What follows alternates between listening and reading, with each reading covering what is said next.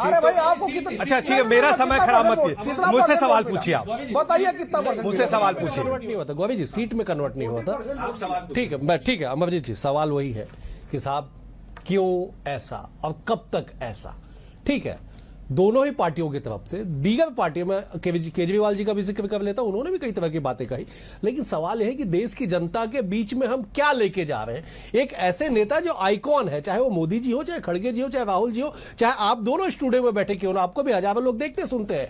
आप जनता को क्या परोस रहे हैं, जनता उससे क्या सीख रही है, और सबसे बड़ी बात यह कि इससे राजनीतिक दलों को लाभ क्या मिल रहा है।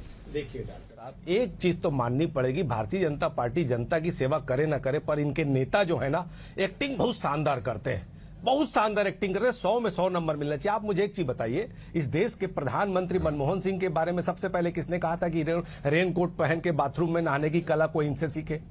यार ये किस मुंह से बात करते हैं, इनको शर्म आनी चाहिए। बिरयानी खाने कौन गया था पाकिस्तान बिरयानी खाने, ये भी बता देते। अब जब ट्रंप ने कहा था कि मैं जब चाहूं मोदी का कैरियर खत्म कर दूंगा, तो बीजेपी वाले के मुंह से आवाज नहीं निकला। जगह जगह ट्रंप ने ट्वीट कर करके लगातार हमारे देश का अपमान किया, तब तो भाजपा वालों के मुंह से कुछ नहीं निकला। फिर मुझे ये बोल दो, जिसके रहते पहलगाम जैसे हमले हो गए, जिसकी आज बरसी है, मैं सबको विनम्र श्रद्धांजलि देकर नमन करता हूं, उसके बारे में किसी टीवी में बीजेपी वाले कुछ नहीं बोल रहे, लेकिन मुद्दा बनाना है क्योंकि तमिलनाडु बंगाल में हार रहे। आप एक चीज बताओ, महंगाई चरम सीमा पर पहुंच गई, बेरोजगारी बढ़ गई। आपने, और मैं देश से और माफी मांगना चाहता हूं, कुछ माफिया छूट गई थी। ये जुमलेबाज लोग हैं, 15 लाख खाते में देने की बात किए थे, नहीं दिए। 2 करोड़ रोजगार देने की, नौकरी देने की बात की, नहीं किए। किसानों की आय दुगनी करने जैसी बात की, नहीं किए। ये जुमलेबाज है, ये जुमले बोलते हैं। किसानों के खिलाफ 3 काले कानून लाए। अरे जिसकी कमजोर विदेश नीति के चलते ट्रंप लगातार हमारा अपमान कर रहा है, उस पर ये बात नहीं करते हैं। मैंने जितनी भी बात कही, चाहे टुकड़े टुकड़े गैंग हो, चाहे बछड़ा गैंग हो, 50 उस पर इनके मुंह से आवाज नहीं निकला। हाँ, लेकिन एक्टिंग बहुत अच्छी करेंगे, डायलॉगबाजी बहुत अच्छे से करेंगे, क्योंकि इनको मुद्दे पे बात करना नहीं, असली मुद्दे पे बात करना नहीं, जनता हित की बात करनी नहीं है। आज गैस के मारे जो परेशानियां हो रही, उस पर बात करनी नहीं है। पेट्रोल डीजल के रेट बढ़ गए, उस पर बात। अरे पाकिस्तान जैसे 2 कौड़ी का देश जो है वो मध्यस्थता कर रहा है।